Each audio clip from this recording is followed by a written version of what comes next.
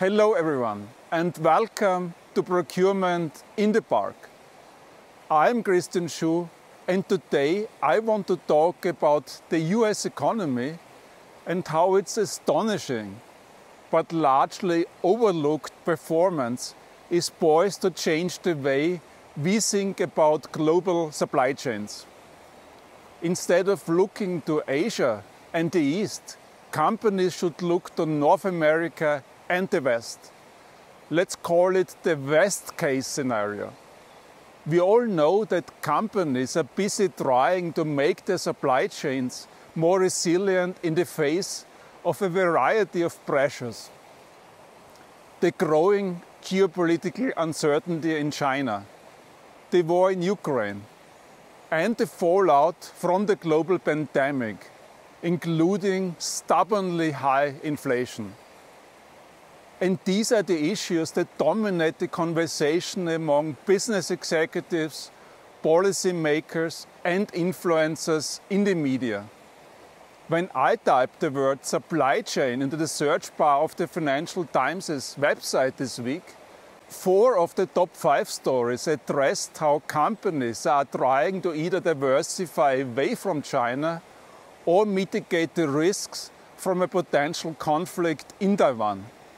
Meanwhile, in the United States, the talk remains fixed on the supposedly parlous state of the economy, with 4/5 of Americans telling pollsters that their children will be worse off than they are.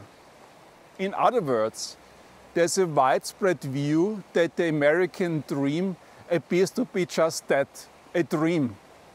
In fact, a pipe dream.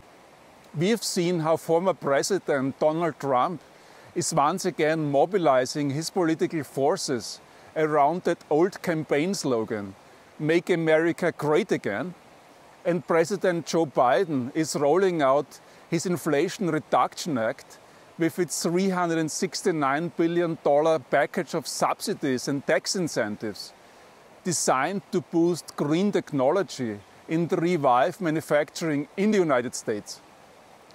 But if you dig into the details of what's actually going on in the United States, you discover that its economy is doing well. Indeed, it's doing very well. Yes, China has grown dramatically. But as The Economist reported last week, America remains the world's richest, most productive, and most innovative big economy. Not only that, it is, says The Economist, leaving its peers even further in the dust. To support this bold statement, The Economist picked out some critical performance indicators. For example, the US accounts for 58% of the G7's GDP, up from 40% in 1990. Over this 30-year period, average incomes have grown much faster than in Western Europe or Japan. Also, the US has many of the key ingredients for future growth. It has nearly a third more workers than in 1990, compared with 1/10 more in Western Europe and Japan. All of the 5 biggest corporate investors in research and development are American. In the past year alone, they have spent a startling $200 billion. So powerful is the US as an engine for growth that investors who put $100 into the S&P 500 in 1990 would have more than $2,000 today. That's 4 times what they would have earned had they invested elsewhere in the rich world. The extraordinary performance of the US economy over many decades has some big implications for global CPOs. In my book, Profit from the Source, published by Harvard Business Review Press, I and my co-authors from Boston Consulting Group identify a series of risk mitigation actions that CPOs should consider. They encompass the 3 elements of the supply chain: the sourcing of raw materials, components, and other parts or products, the manufacturing of products, and the delivering of parts to factories and products to customers. Now as CPOs look to make their supply chain more resilient, they need to answer three big questions. The first is, who are my suppliers and where are the headquarters? If those suppliers are located in troublesome regions, then the answer is either persuade those suppliers to relocate or to develop operations in less troubled regions, or find new suppliers in less troubled regions. This leads to the second question: where shall I look for new suppliers?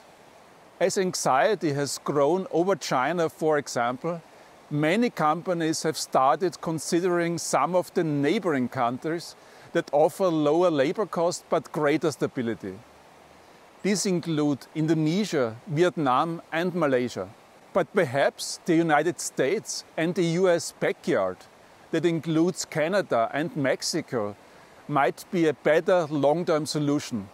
In a recent video, I highlighted the importance of the Inflation Reduction Act, or IRA for short, as a magnet for companies switching to suppliers in the US, Canada and Mexico. But as the latest analysis by The Economist shows, the IRA is really no more than a tempting sweetener, the icing on the cake.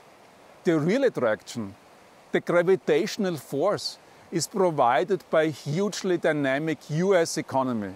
For US companies, the logic of the argument for nearshoring, finding suppliers closer to home, looks to be overwhelming.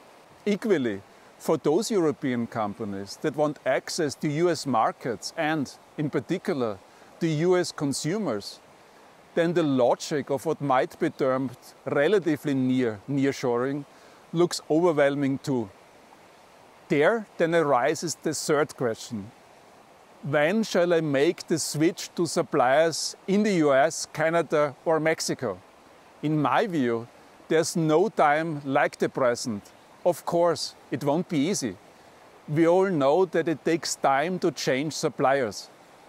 A decision taken today may still take months, even years to take effect. And the best case scenario involves a head-spinning 180-degree change that reverses years of concentrated focus on the East. But it's better to be ahead of the curve than behind it. And ultimately, you have to ask yourself, why be second when you can be first? Thank you for watching. I'm Christian Schuh and this is Procurement in the Park.